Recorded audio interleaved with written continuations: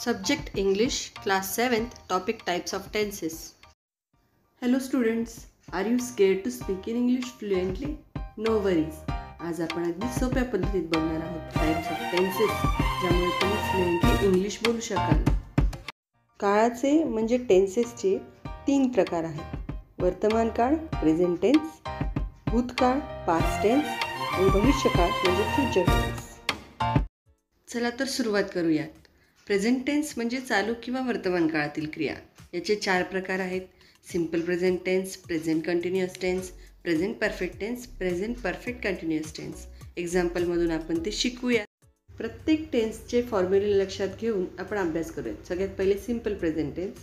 S+V+O हा त्याचा formula. S म्हणजे सब्जेक्ट जो क्रिया करतो कर्ता, वर्ब म्हणजे क्रियापद म्हणजे ॲक्शन वर्ड आणि O म्हणजे object. I eat a mango, मी आंबा खातो. यात करता आहे आय, ईट आहे वर्ब आणि ऑब्जेक्ट आहे अ मँगो. ईट हे ईटचं मूळ रूप आहे. आय, वी, यू, दे म्हणजे मी, आम्ही, तू किंवा तुम्ही आणि ते यांच्यासाठी वर्बचं आपण मूळ रूप वापरतो. तर ही, शी, इट म्हणजे करते जेव्हा तो किंवा ती किंवा ते असेल तेव्हा वर्बला आपण एस किंवा ES लावतो. जसं he eats a mango. Second, present continuous tense.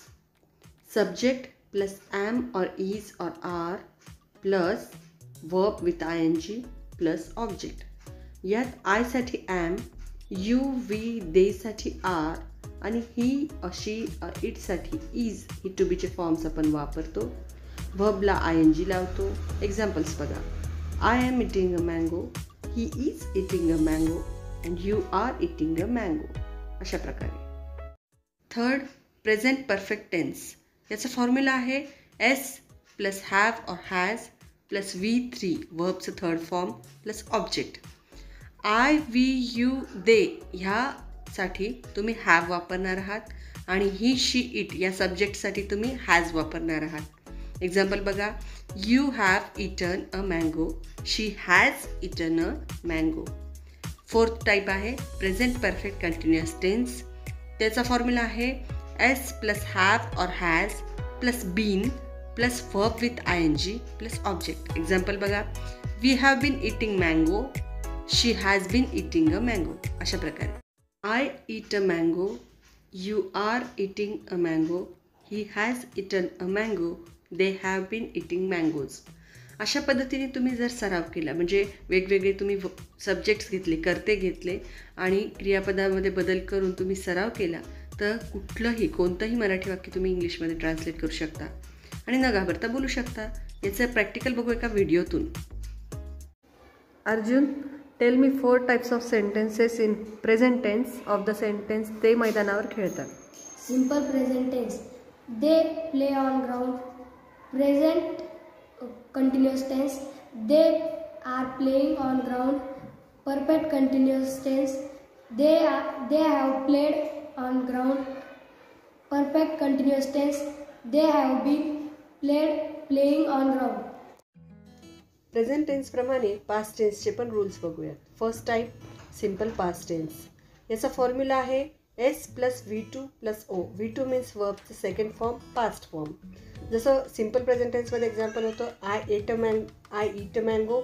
Simple past टेन्समध्ये आहे आय ईट अ मँगो आणि ही, शी, इटसाठी सुद्धा he ate a mango, she ate a mango. Second type past continuous tense. याचा फॉर्म्युला आहे S plus was were. Present कंटिन्युअसमध्ये is are होतं, इथे वॉज वेअर आहे.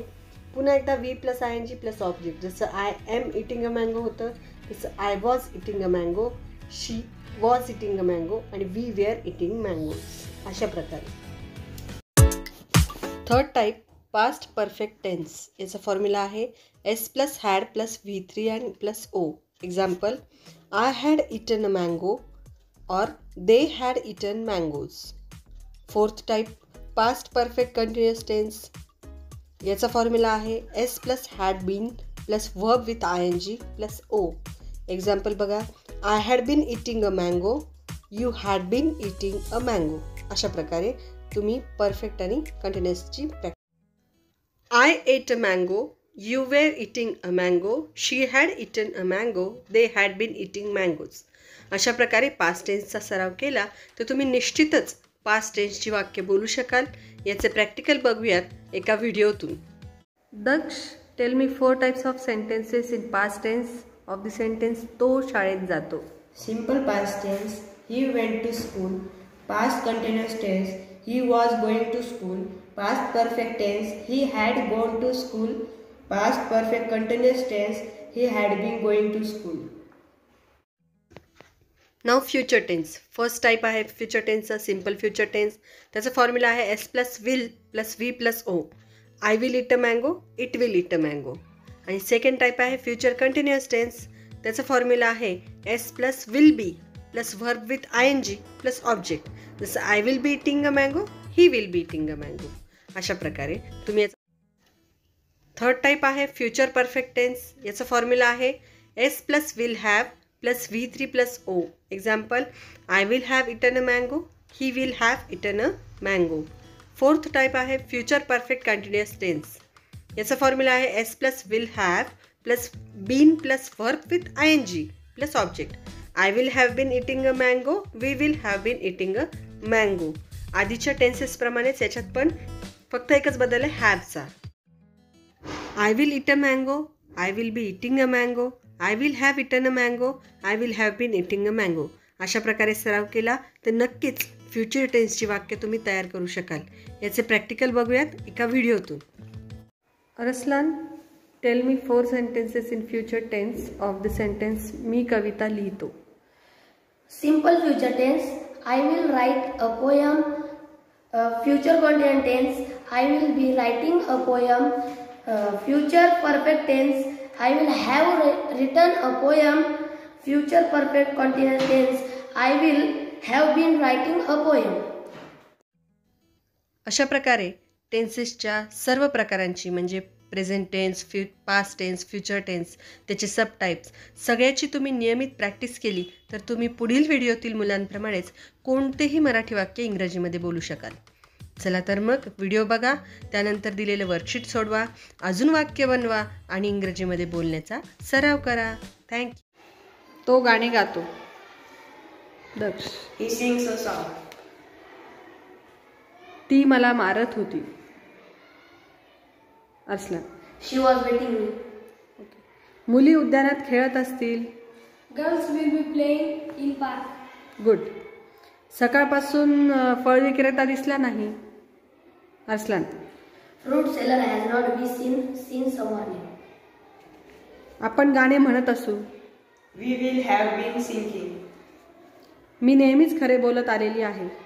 I have been always speaking true. Good.